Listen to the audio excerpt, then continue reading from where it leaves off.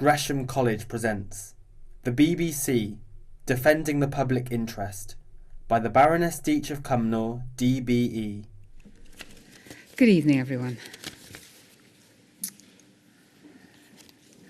At the conclusion of my last lecture, for those of you who were there, I told you how the Kelly affair ended with the resignation of the chairman of the governors of the BBC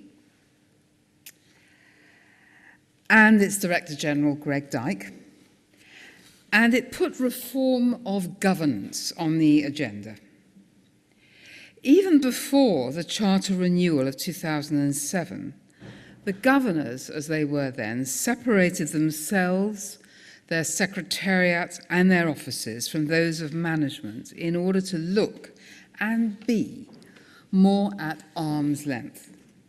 The question today is whether the BBC trustees who succeeded the governors are at the right distance from management.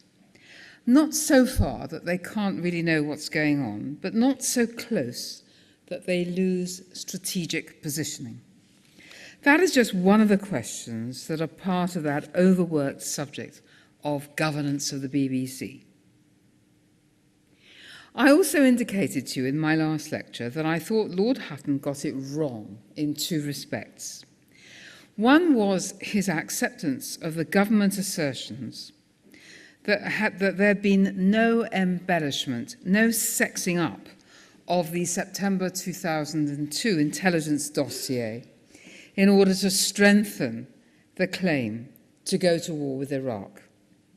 And the other was Lord Hutton's expectation that the governors of the BBC should actually check the veracity of claims broadcast in good faith, as opposed to just checking that the processes of the editors were proper.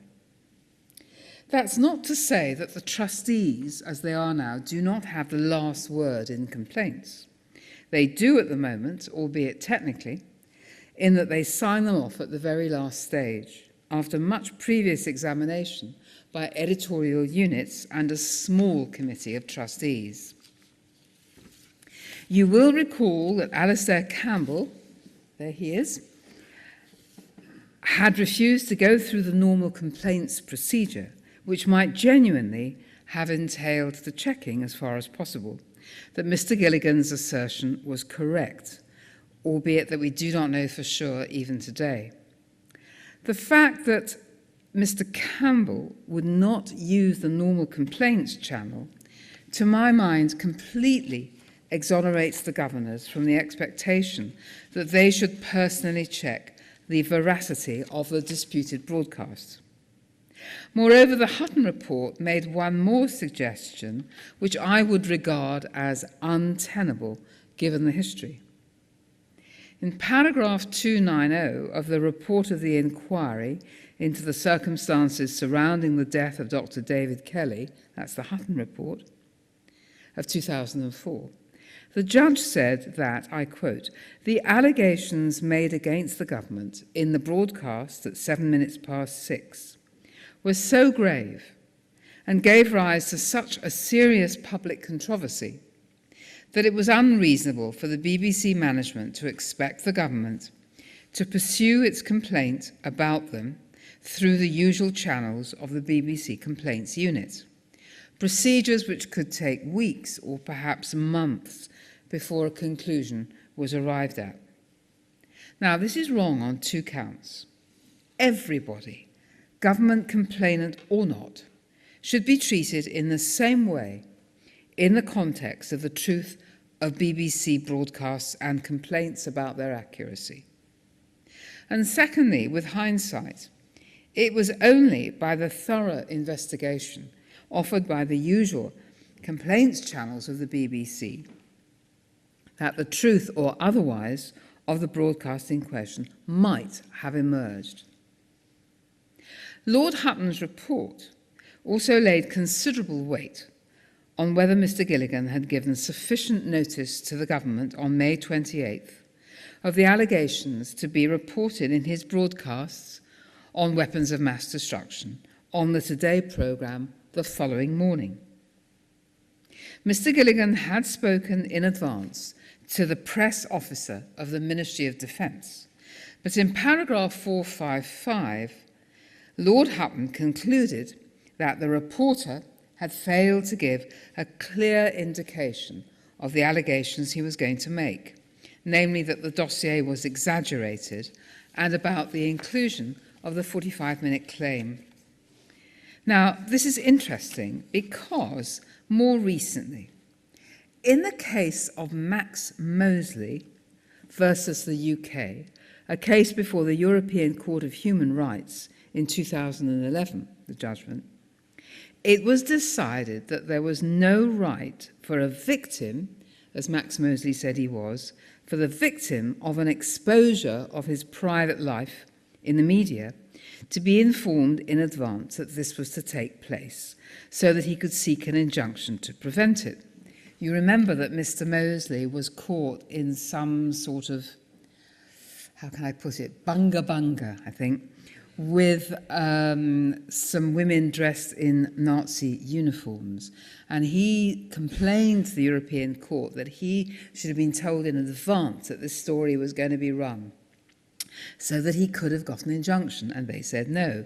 The European Court held that this invasion of privacy could not be prevented in advance because of the difficulty of doing so, and the impediment it would place in the way of proper investigation of matters of public interest.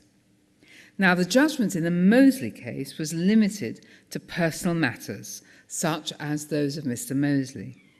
But the general point is a growing distaste for the blocking of information by those whom it would suit, whether by way of injunction or by law, provided the information has been obtained within the law. So, maybe by parallel, there wasn't too much of a heavy obligation on Mr. Gilligan to tell the Ministry of Defence, or Number 10, in advance what the allegations were, but I am, of course, extrapolating. I propose to look at the changes to BBC governance that ensued from this affair and why they are still the subject of investigation and controversy, and in particular, how complaints should be handled. The BBC Trust replaced the governors from 2007. It is the sovereign body of the BBC, guardian of the licence fee revenue, the BBC's independence, and the public interest. The root of the BBC's governance is the Royal Charter, and it's been that way ever since 1927. A charter is different from an Act of Parliament because it is not enacted in Parliament in the usual way, but in practice agreed between the Trust and the relevant minister and signed off by the Privy Council. An Act of Parliament has been thought to be less protective of the BBC's independence because it can be changed relatively easily, whereas a charter is above party politics. This argument now looks less sustainable, given the quick way in which the government reached a fresh inter-charter licence settlement with the BBC in 2010 as part of the drive to make cuts. The charter can be changed by the Privy Council, and the reality is that changes requiring the consent of both Houses of Parliament, namely an Act, might actually be a more transparent and soundly based way to change the governance of the BBC than the Charter. In 2010, a letter from the Minister of Culture, Olympics, Media and Sport announced that the licence fee was to be frozen at £145.50 for the next 4 years, and that the BBC was to be committed to taking over the funding of the World Service, which had previously been resourced by the Foreign Office. In other words, changes can be made relatively easily between charters. And now, since I've mentioned the World Service, an a little aside about the World Service. In 1944, the Foreign Minister of France, Bidot, said, "It is thanks to you, dear familiar voices, that our minds stayed free while our limbs were bound." The Free French and General de Gaulle broadcast from London during the Second World War, and the French government presented a tapestry for Broadcasting House in gratitude at the end. When the World Service celebrated its 70th birthday, the Secretary General of the United Nations declared that the World Service was Britain's greatest gift to the world in the 20th century. By contrast with other national services in beleaguered countries, it is broadcasting the truth, not propaganda. The Global News Service fosters national and international understanding and aims to be the most impartial and accessible, although of course rivaled by CNN now. But it's now down to 27 languages from 42 and will no longer be funded by the Foreign Office but by the BBC itself. While this is an additional burden on resource, arguably the independence of the World Service may be perceived to be even stronger if it is free of direct state funding. It has 188 million listeners, and the languages are supported online with their websites, enabling, for example, Somalis to keep in touch with each other across the globe in their language. The first foreign language broadcasting was Arabic, and then German, added just before the war. Well, back to the trust. The trust got this right? There seems to be one missing. The trust, what is its job? According to the Charter, the BBC exists to serve the public interest, and its main object is the promotion of its public purposes, namely sustaining citizenship and civil society, promoting education and learning, stimulating creativity and cultural excellence, representing the UK, its nations, regions and communities, bringing the UK to the world and the world to the UK, and delivering emerging communications technologies and digital TV switchover. Lord Reith's mantra of information, education and entertainment is still there in the Charter. These phrases do indeed require the highest standards from the BBC, and this is something that is internalised.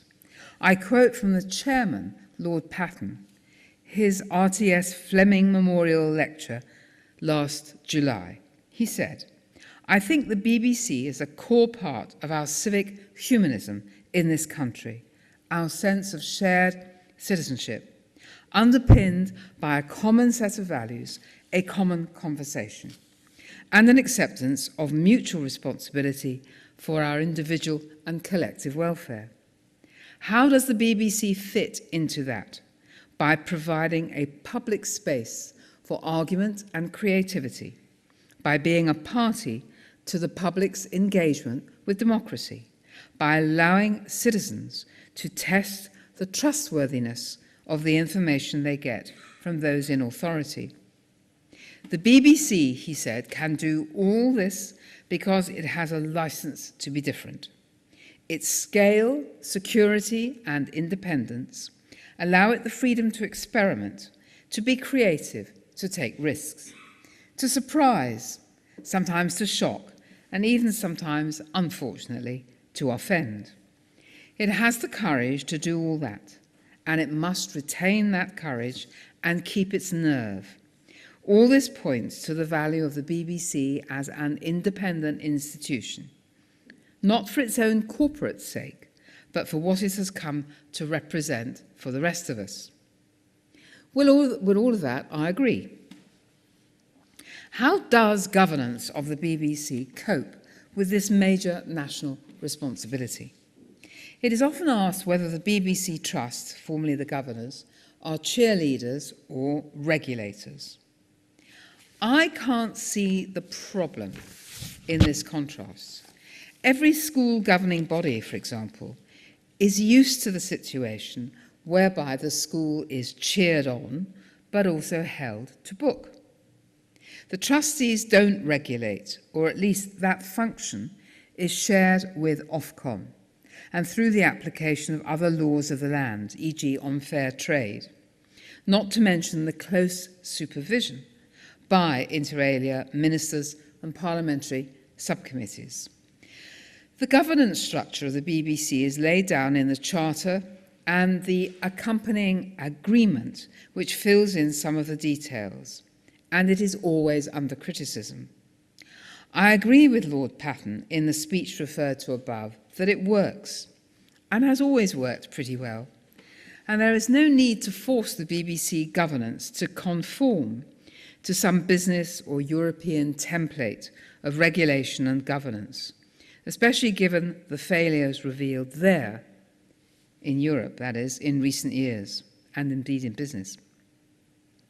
From the start until very recently, the BBC had a board of governors which operated with little public scrutiny or concern. In the past, it has included people such as P.D. James, Daphne Park, Charles Hill, Lady Violet Bonham Carter, Barbara Wootton, Hugh Green, William Rees-Mogg, and Marmaduke Hussey. Their job was to appoint the Director General, approve the BBC's strategic direction, ensure its fulfilment, and oversee complaints. Why were they replaced by a trust, which, as far as I can tell, does very much the same, while being paid more than twice as much? One reason was the desire for more separation and therefore objectivity in the relations between the governors and the management, although the process had started before 2007. It was complained, quite rightly, that the papers that the governors saw were only those that management allowed them to see, and I hope that has changed. I had to fight very hard to get the management to disclose to me the Balin report on Middle East reporting, which became the subject of a court case defining the limits of freedom of information. The case is called Sugar versus the BBC in the Supreme Court this year. After extensive litigation, the Supreme Court held that the Balin report was held to a significant degree for the purposes of journalism, which is an exempt category under the Freedom of Information Act 2000. It did not therefore have to be disclosed. The main reason for replacing the governors by the trustees were the events of which I gave an account in my last lecture, the Kelly Affair. The governors were seen by some to have acted more as cheerleaders in their response and not as regulators.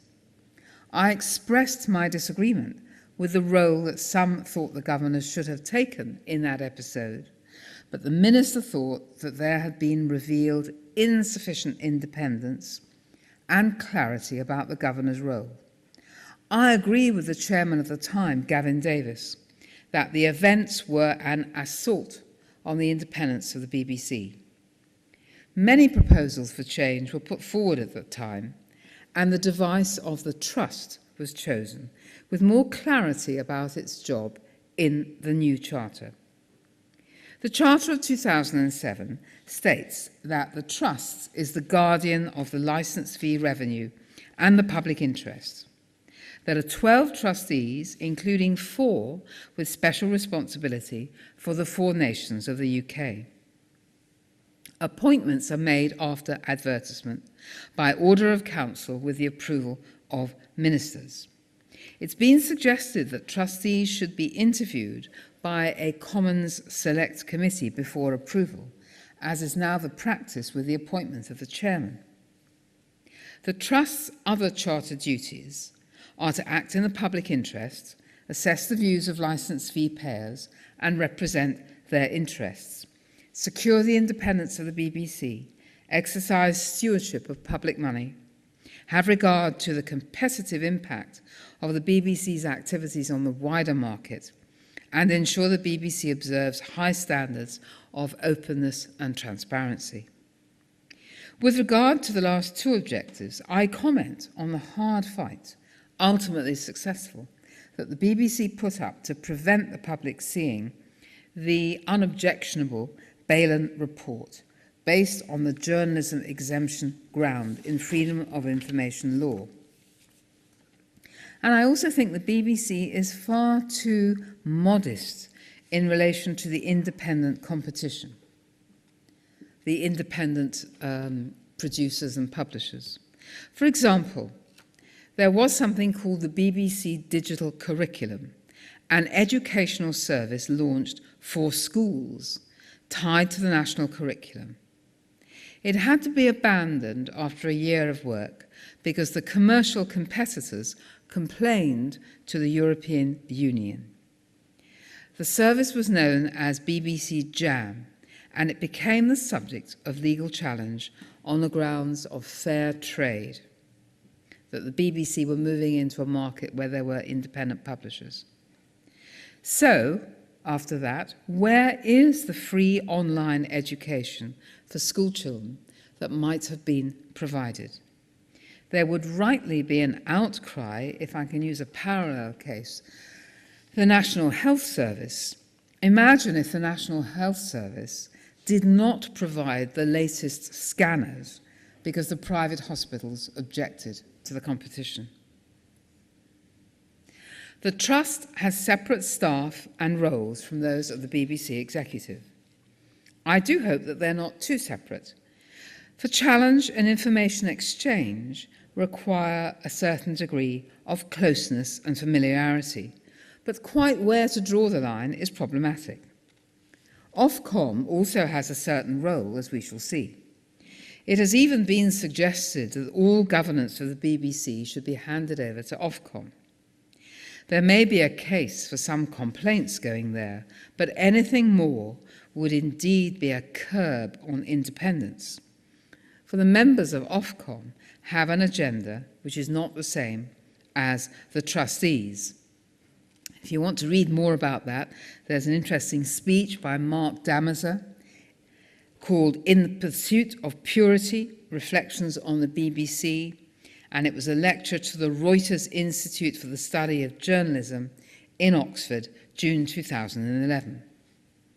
My own view is that trust, and incidentally it is a misuse of the word trust or governors, separate offices and secretariat or not, that's not the real issue.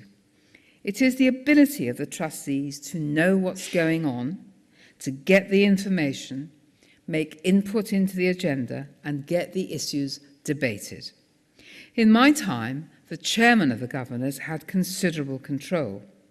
It was he who appointed members to committees, set the agenda, timed debates, and determined the outcome of board discussion. Criticism of the quality of BBC output was not on the agenda, for the governors were not proper critics, and it was indicated that the governors were not capable of judging the quality of content. They had to stick to strategy. There is, in my view, a case for having the deputy chairman, if not the chairman, elected by his or her fellow trustees. This would at least ensure that all trustees are appointed of that calibre with a view to the possibility they might be deputy chairman and are closer to the chairman. Governors used to be a feisty bunch. It is personality that counts, not structure. A case in point is that under the leadership of Lord Hutton, the Trust has taken control of the Remuneration Committee and has listened to public concern about the level of salaries and bonuses paid to top BBC people.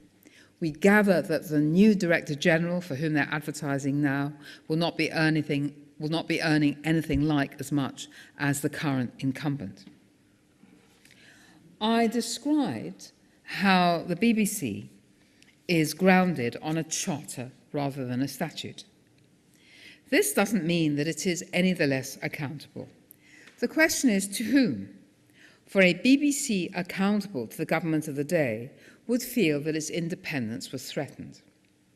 The Charter was intended to remove the BBC's independence and its funding from political control for a decade at a time, but the recent mid-charter settlement of 2010 has interrupted that idea. For example, by way of accountability to its listeners and viewers, the BBC has established audience councils. It conducts consultations and carries out extensive audience research and listens to the audience through the Radio 4 programme Feedback. The audience can, of course, just switch off. That's a loud message. In the end, there's no way that the BBC can listen to all its licence fee payers other than by ratings and polls. The BBC's annual report is scrutinised by the Commons Culture, Media and Sport Committee. The Lords Communications Committee regularly invites the BBC to give evidence to it on the subject of inquiry. Potential new BBC services are subjected to a public value test to decide whether they have public value and what effect they will have on the market, the latter being studied by Ofcom. The National Audit Organisation carries out 2 value for money studies into areas of the BBC every year, which, after submission to the BBC Trust, are laid before Parliament with the BBC's comments on them. But the BBC should not, in any case, be accountable to Parliament in the sense that it has to change what it's doing in order to satisfy the politicians. It does, however, have to give an account of its activities to Parliament. Giving an account, of course, is different from being accountable. And it has to give an account to the wider audience. And that, I would say, it does with great thoroughness through the avenues I've listed, and by its publications about itself and its website. It's been argued quite strongly, not least by the National Audit Organisation itself, that it should be allowed more access to BBC activities, and that it should choose the areas to study and publish the results to Parliament without first submitting them to the BBC. The dangers are that this could impinge on independence. If the NAO chooses the areas at will and the Public Accounts Committee of Parliament scrutinises the results, then BBC editorial judgments, such as where to send reporters and how much to spend on different areas of BBC business, will be examined by people who, however well-meaning, cannot and should not pass judgment on sensitive, creative and journalistic matters, or jump in because a particular area, such as sport, is targeted from outside as one that is proving expensive. A new settlement has been reached between the NAO and the BBC, which will allow the National Audit Office, I think it's not office, not organisation, to choose the areas it wishes to study in advance, having consulted the Trust. But the reports by the NAO will still be submitted to the Trust first for comment, before onward transmission to Parliament. Let's hope this is not a step in the wrong direction. The crux of the importance of the BBC's impartiality and accountability lie in the way in which complaints about its service are responded to and handled. Here there have undoubtedly been failings and complications. First, the complexity. There is overlapping jurisdiction with Ofcom, which is empowered to look into complaints regarding BBC output that relate to taste, fairness, privacy and decency. Names like Russell Brand spring to mind. While issues of accuracy and impartiality remain solely within BBC jurisdiction. Some complaints are handled by both organisations, BBC and Ofcom, simultaneously, for example, standards. Others get passed from one to the other, for example, fairness. At stage 1 of its published complaints procedures, the BBC promises to respond quickly and apologise if necessary. Note, it would only be fair for the BBC to apologise for any error in the same place and outlet as the original mistake, i.e. if the mistake's on the Today programme, so should the apology be. But that is not often done. And as a viewer, I am not conscious of ever having seen an apology aired, although I have heard them mentioned on the news when escalated to the final level of appeal. For example, there was an immediate retraction on the website when there was a complaint about interviews conducted during the inner city riots of August last year. On the same page, the BBC dismissed at stage 1 a complaint about the portrayal of gay sex and found it justified in context. At the next stage up, stage 2, if the complainant is dissatisfied, the complaint escalates to the editorial complaints unit. For example, an apology 4 months later for disparaging comments made about Mexicans in the programme Top Gear. If the complaints relate to editorial standards, the unit deals with them. If on other matters, they go to the department concerned. Then the decision may be appealed against to the trust at stage 3. This stage is concerned with whether the complaint has been properly handled. The trust can instruct management to take account of its findings. An example is a finding that footage showing the use of Indian child labour alleged to be for Primark clothes was not clearly authentic and that the complaint had not been well handled. The programme about Primark was Panorama in June 2008, the finding 3 years later in June 2011, and the apology was ordered to be conveyed in an edition of Panorama, appropriately enough. In recent years, there have been about 250,000 complaints a year to the BBC, of which only a tiny number are upheld by the trustees on final appeal. 12 in the last complete year I saw, 2009 to 10. Anecdotally, and confirmed in the BBC annual report, there is quite some failure to respond to complaints, not only in the advertised time framework, but at all. Moreover, the Ofcom online guide to complaining is more helpful than the BBC's.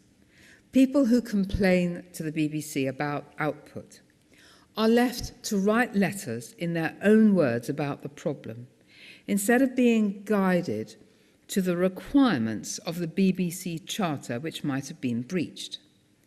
A good complaint system would direct a complainant to the principles of the Charter that govern the situation, or to the editorial guidelines that may have been breached, and would assist the complainant to frame the complaint accordingly.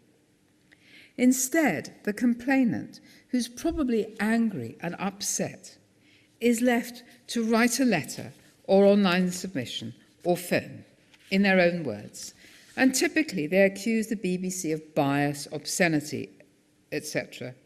Descriptions which can so easily be refuted by the BBC. Whereas, instead, if the complainant had made a statement that the broadcast offended against, for example, editorial guidelines para 3.1 on accuracy, and those guidelines are actually quite hard to find online, but if the complainant complained in that way, they might have more success and credibility.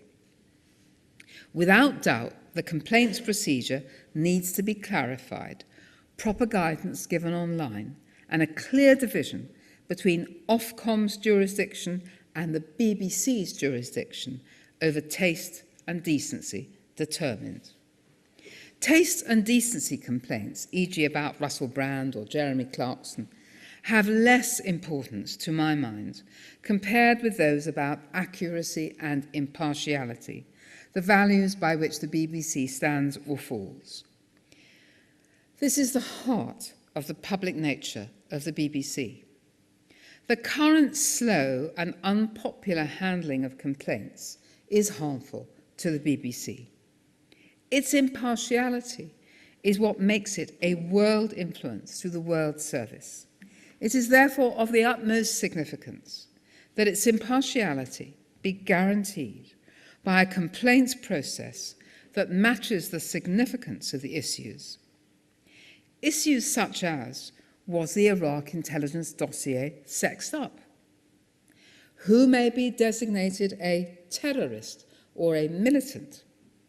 The accuracy of Middle East reporting, the attitude towards climate change science, and so on.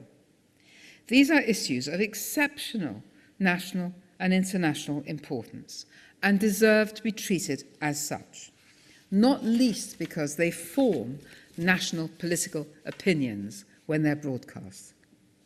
It is even possible that judicial review might be sought by a complainant unhappy with the result of his or her complaint and who was personally affected. If complaints were quickly and satisfactorily handled, if more were upheld and not taken personally by staff, there would be even more confidence in the BBC and more audience satisfaction. BBC executives, understandably, regard a complaint which has been upheld on editorial grounds as an attack on the integrity of the producer or journalist concerned, and therefore they take the process very much to heart. The process, as it is, has been extensively criticised for its labyrinthine qualities, the slowness, for not responding at all. The elements of what lawyers call natural justice should be observed. Complainants should be entitled to see all the documents that the BBC defendants see. The complainant should have the chance to make representations if the appeal goes to the top. The members of the Trust's Complaints Committee should not be closeted with editorial advisors and internal staff, but have a genuine chance to hear both sides and get expert advice. It would therefore, in my view, be a good idea to remove the final appeal from the BBC, in line with most public bodies against whom complaints are made. It is expected today, in best practice, that there will be an independent arbiter who is not associated with the organisation being complained against. The first and second stages of complaint should remain with the BBC on the principle that the alleged offender should have the first opportunity to put things right, rather than let them escalate. My own suggestion is that there should be an ombudsman who would report his or her findings to the Trust, leaving the Trust to decide whether to accept or reject the findings. The trustees would have to have an exceptionally strong reason for rejecting the findings of the Ombudsman. But such a system would give them the appearance, that is the trustees, indeed the reality, of retaining the final say and retaining independence. Many of the issues that people complain about to the BBC are highly technical. The precise meanings of court judgments, of United Nations findings, types of weapons, whether stopping a ship in international waters is legal, the accuracy of spoken Chinese, for example, they've all been subject to complaint. This demands expertise to assist the decision-making, not persuasiveness of output. An alternative system put forward by the House of Lords Select Committee on Communications in its report on BBC governance in 2011 is to give the final appeal to Ofcom. The difficulty here is that Ofcom is not recognisably superior to the BBC, nor should it be, but is on a level. Appeals should go upwards to bodies that are more and more expert, just as litigation moves from court to superior court. It might be possible to have a special tribunal within Ofcom to handle those appeals with outside experts, legal or political, or, for example, a retired judge. Although I've criticised Lord Hutton's report, that's not an argument against all retired judges, because that was a one-off. Only if there were a special tribunal within Ofcom to hear final appeals would their outcome be acceptable to the BBC. The repercussions of a complaint are such that an adverse finding against the BBC relating to a political broadcast, if that adverse finding were made by Ofcom or even the trustees, is hard for the corporation to bear.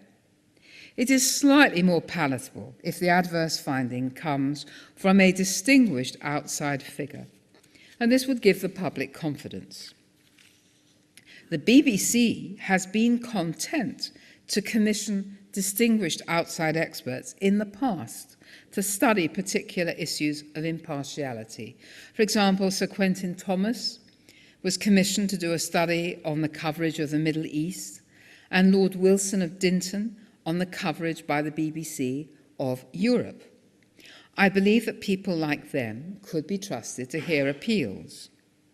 But I think on balance that the BBC's independence and its reputation for impartiality would be compromised in the eyes of the public if another quango, namely Ofcom, could rule on these matters.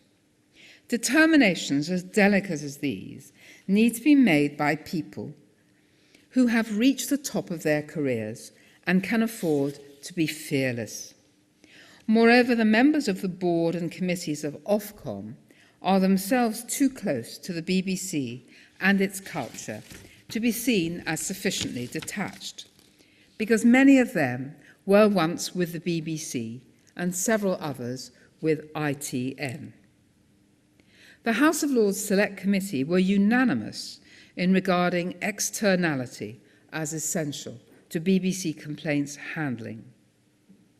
It was therefore extremely disappointing that Lord Patten, shortly after publication of their report, replied only with the intention to appoint the new post of Chief Complaints Editor, tasked with making the internal complaints system as fast, effective, and devoid of complexity as possible.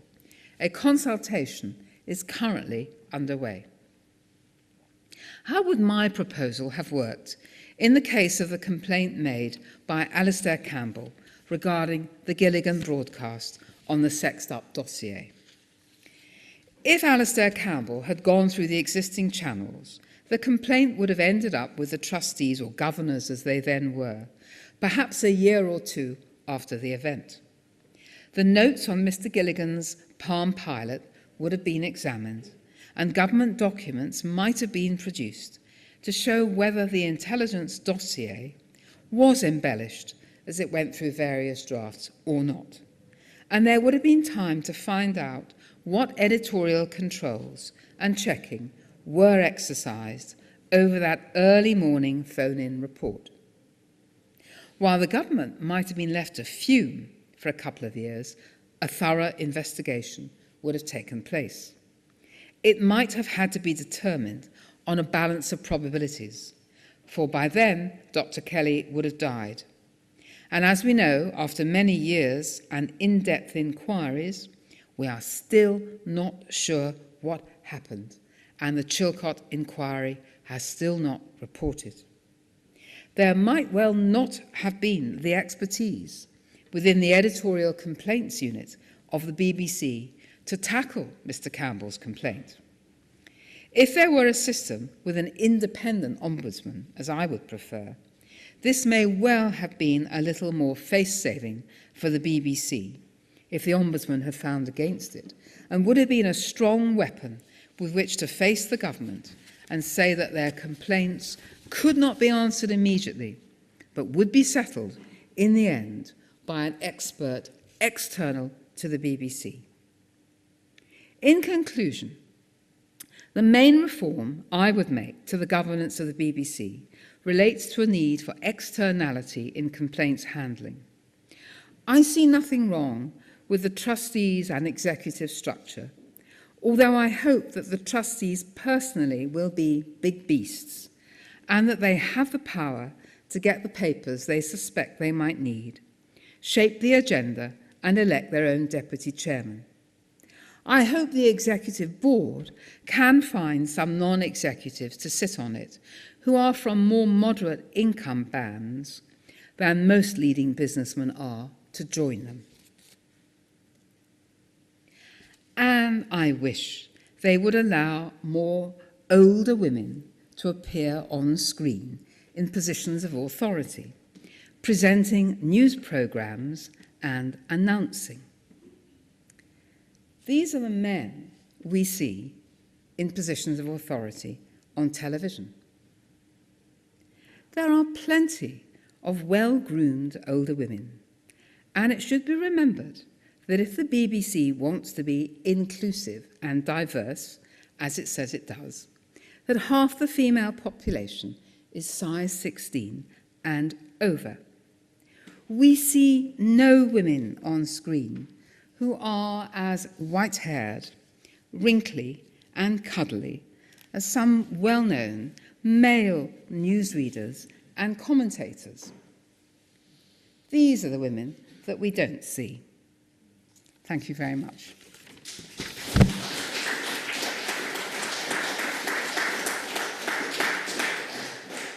I have time to answer some questions. Yes, gentleman here.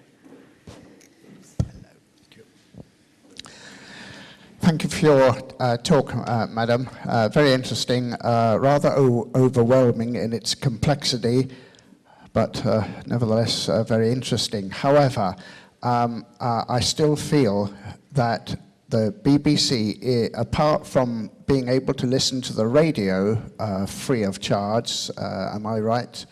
The rest of the BBC service is rather dictatorial in that we are compelled to pay whether we like it or not, and that the only way to get out of it is not to have any electronic gadgets at all, neither computers of any sort, no mobile phones.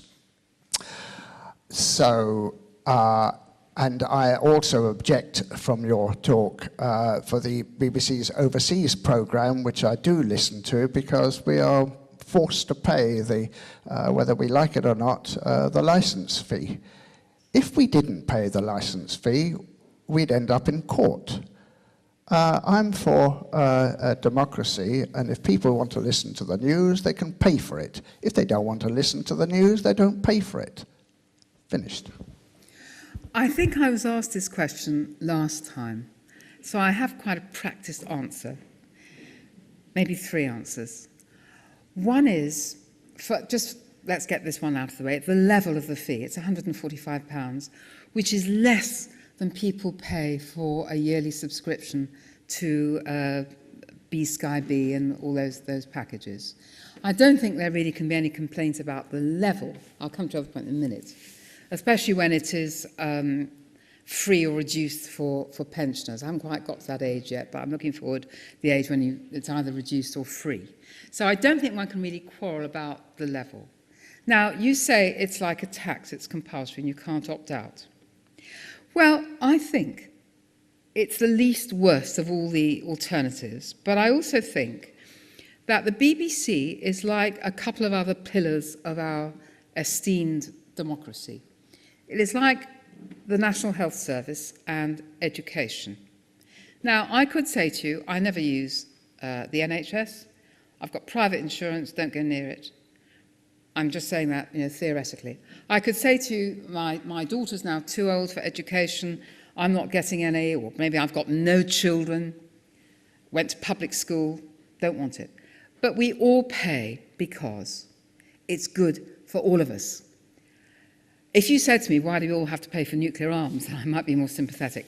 But like the NHS and education, you may not use it, but your neighbours are using it, their children are using it.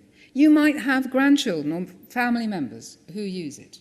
It's good for you to listen to the news. You're supporting, with your licence fee, cultural events. You're supporting coverage of the Olympics. Maybe you're not going to watch it, but others will, and it's regarded as important to most people. You're supporting music of all sorts. You're supporting drama. You're supporting the training of journalists. You're supporting a service which is good for everybody, even if individuals don't use it. I mean, I don't think I do, social security. Oh, yes, I do. I get my £200 winter fuel allowance. But, you know, I pay into tax so that other people can have that benefit. And any one of us might fall on hard times, or any one of us, heaven forbid, might find that their sight goes and they really appreciate the radio, which they never used before. Or their hearing goes and they suddenly love to have television, which they never did before. So I see it as a national good, which we all ought to pay for. And as far as the World Service good goes, it's often been said that Britain punches above its weight in international affairs because its voice is heard and respected as the voice of truth. I've lectured on the BBC abroad, and I said this last week, sorry for those of you who were here last week. People have come up to me in foreign countries, literally with tears in their eyes, saying the BBC World Service was the best thing they heard when their country, e.g., you know, Yugoslavia, was at war and breaking up, or during international conflicts. And in the Middle East, you know, if there's one place they think they can turn to get an honest account of what's going on, it's the World Service. So my view is, yes, we should all pay for it. And while we personally cannot count the benefit to us as an individual, there is a benefit, I think, to the collectivity of the country. I understand people may feel differently, but that's my view. The gentleman here. Can I say that's a false argument? If I and everyone else never paid for the National Health Service, people would die because they wouldn't get treatment. It'd be like in the United States. Likewise, with education, with turnouts, uneducated children, and that would be bad. But on the other hand, if we didn't have the BBC, there's ITV, there's Sky, there's plenty of alternatives. I think that is a false argument on your part, but that wasn't what I was going to say. You said that with making complaints, we should be encouraged to say, this is, my complaint is so-and-so, this is against so-and-so of the Charter. Well, quite frankly, I think that is your job. I mean, so I've complained once. It's not my job, but yeah. Well, no, your job, but it's the BBC's job. I complained once, actually about reportage of the Falklands War, a fair time ago, when I had a television. And I didn't, I said this was what was wrong, and it's up to the person then to take it on. Now, it was taken on in the fact that I think it was the head of BBC Television or the BBC Television News. He had so many complaints, he made a point of saying that I've read through all of them, and I got a letter from him. And as there's not many people here, can I just say another thing? I think the BBC, with that Gilligan thing, that was at 6 o'clock in the morning. I think you should have differentiated between a person saying that at 6 o'clock in the morning than saying it, say, on the 6 o'clock news or the 10 o'clock news on television. Okay, you made 3 points. There wouldn't be ITN if there hadn't been BBC. People were paying the licence fee from way back in about 1920-something. We never would have got other programmes had it not been for the BBC being there. And an awful lot of people who are in ITN were trained, started their careers at the BBC. So I don't think it's enough to say we can watch something else. Anyway, I think that's better. I mean, I wouldn't want to be left to just watch CNN or Fox or whatever it might be. Well, I don't think it is. Secondly, what was it? Complaints. Yes. Oh, yeah, that's right. Complaints. I'm glad you... Yes. Yes. Well, I think you were fortunate in getting a reply. When I lecture on this, or when I meet friends, I very often hear people say to me, I complained, I never had so much as an acknowledgement.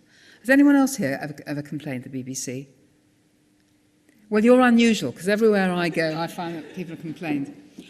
You were lucky, but I have been a complaints handler in my time, not for the BBC, but in the education field. And if you write a letter, as people do, I've seen them saying, this programme was rubbish, it was obscene, you make it very easy for the recipient to write back and say, no, it wasn't rubbish. That's easy to refute. But if you write and say, this was in breach of editorial guideline 1.2, I know the way these things work. It makes it much harder for them. They've got to look at editorial guideline 1.2 and ask themselves, did this programme, which you think is disgusting, they didn't use that word, breach this guideline about it? And believe me, as a complaints handler, it makes it much harder to turn that complaint down if you pin it to exactly what they are alleged to have done wrong. And thirdly, 6 o'clock in the morning. Well, in this global world where everything can be replayed and so on, and it echoes through the day, I think the fact that it was at 6 wasn't really relevant. I mean, a lot of people weren't awake, but during the day it got picked up and it became famous. So I don't think we can say that the BBC can drop its standards at 6 o'clock in the morning or 3 o'clock in the morning and just do better during the day. As it happens, my husband was in hospital at the time and was woken up early, as they do in hospital, and he heard it at 6, though I didn't. But obviously, you know, it's there on the record. So I think they've got to maintain their standards night and day. Regarding the point about complaints, I think part of the problem must be the size of BBC and the size of the audience. And there's the individual level of complaint, you know, the character who complains that why does Manchester United and Arsenal get so much time when nobody ever reports Grimsby versus Lincoln? Yeah. There's that end, and of course then there's the national concept, and how you can actually get the small, if that's the right word I want, complaints dealt with adequately, and not just the prestigious one I've given, but something that might be very local. I mean, there was the complaint some years ago when the editorial control of, I think it was Farming Today, was taken away from the farmers and given to people who had, we should have a 5-minute lecture on organic yogurt at 6 o'clock in the morning and not livestock prices. It's that type of complaint that the individuals will think will never get through BBC because you're just hitting an establishment that just won't listen. Well, that's why I said to this gentleman, if instead of writing a letter saying, why do you cover Arsenal all the time and not Grimsby, if instead of writing that, you wrote, you are in breach of the paragraph of the Charter that requires you to cover all regions of Britain, that would force them to look at it strategically. You'd get more joy from that sort of complaint if you pin it to a general principle. But it's true that many things are subjective, and it's very hard for the BBC to decide whether it was the right thing to do or not. It can be very difficult. There was some programme, not Jesus Christ Superstar, there was something with the word Jesus or Christ in the title a few years ago. They broadcast a show that was on in the West End. Sorry? That's it. And I was away on holiday. I was still then a governor. And I got back. I couldn't open the front door because something like 400 letters had piled up inside the door saying this is disgusting, obscene, etc., etc. And in fact, that programme was considered both by Ofcom and the BBC. And it was a hard one to call. I wasn't involved in deciding complaints.